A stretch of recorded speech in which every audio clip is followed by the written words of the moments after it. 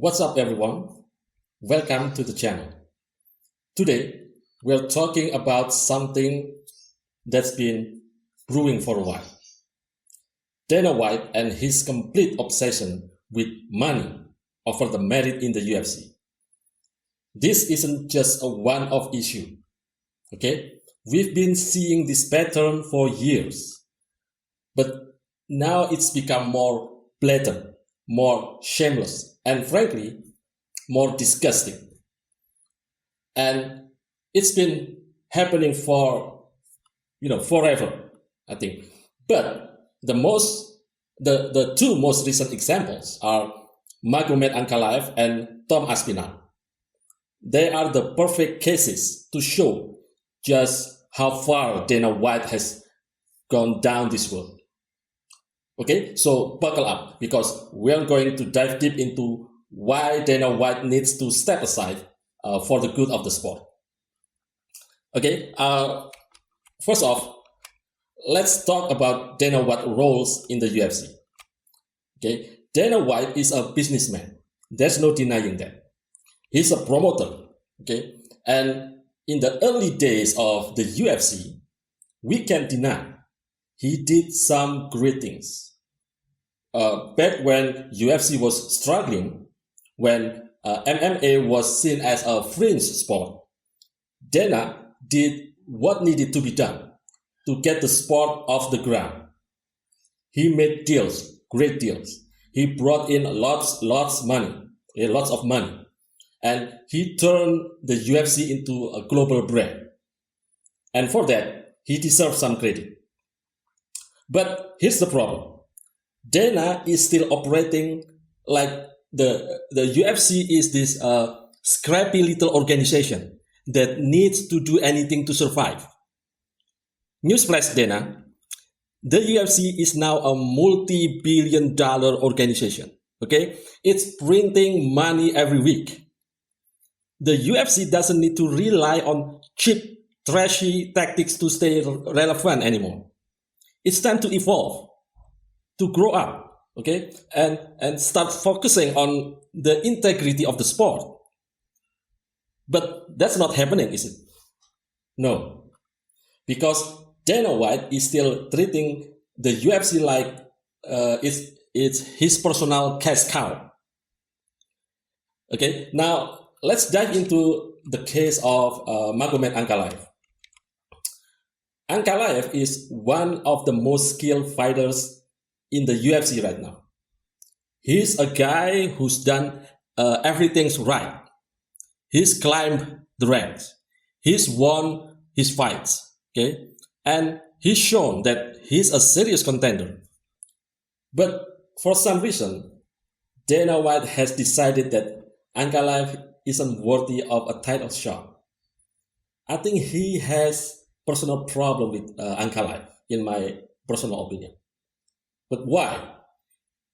Because I think Ankalaev doesn't fit into Dana's business plan. Dana loves to paint Ankalaev as boring. Can you believe that? But let's be real here. That's just an excuse. Everybody knows that. Ankalaev is far from boring. He's methodical, technical fighter who knows how to control fight, okay?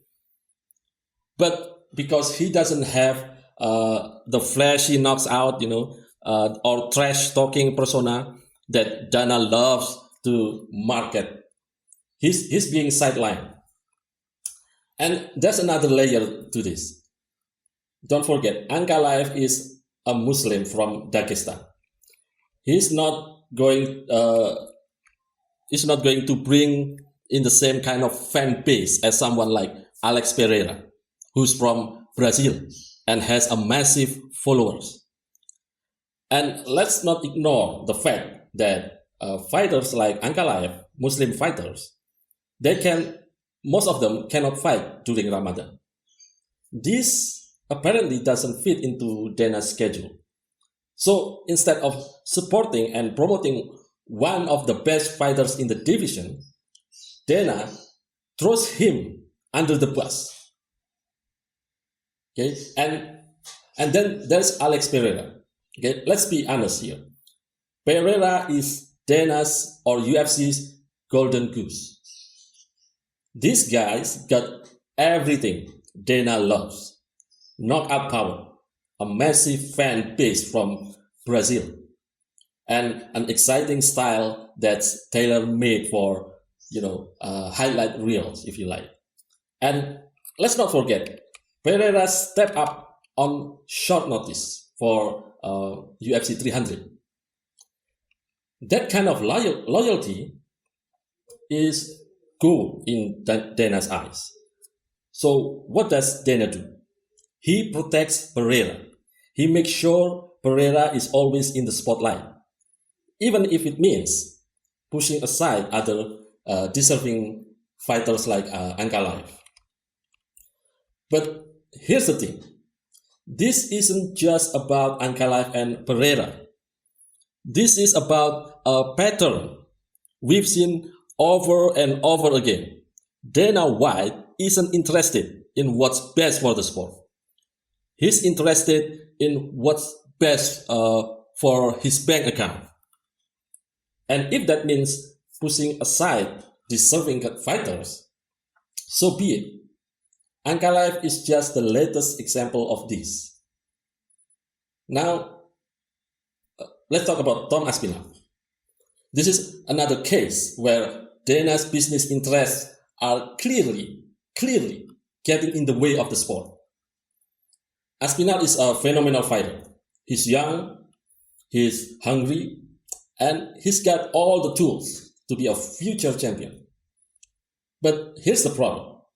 Dana White doesn't want to give Aspinall the push he deserves because it threatens the legacy he's trying to build around Jon Jones. Okay, let's face it. Dana White wants to create a demigod, if you like, a demigod out of Jon Jones. He wants Jones to be the UFC's Muhammad Ali, the greatest of all time, the GOAT. And to be fair, Jon is one of the greatest fighters we've ever seen. I admit that. But here's the problem. Jon Jones is at the tail end of his career. He's not unstoppable force he once was. And if Dana allows Aspinall to get the shot he deserves, there's a very real chance that Aspinall could beat Jones. And what happens then? The whole narrative Dana's been building around Jones gets dented.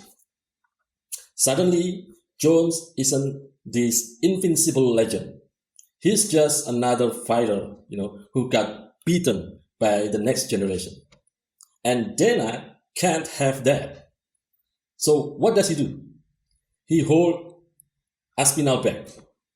He keeps him out of the title picture because he's more interested in protecting Jon's legacy than in letting the best fighters to rise to the top. And this brings me to my point. Okay, Dana White is not a leader for the UFC. He's a businessman, pure and simple. He's not interested in the integrity of the sport, in fair competition, or in letting the best fighters get their shot. He's interested in making money. And as long as Dana White is in charge, the UFC will never be about merit. It will always be about who can make Dana the most money. And look, this kind of approach might have been acceptable back in the early days when the UFC was struggling to survive. But we're way past that now. The UFC is a global powerhouse. It's a multi-billion-dollar organization that's making money week after week after week.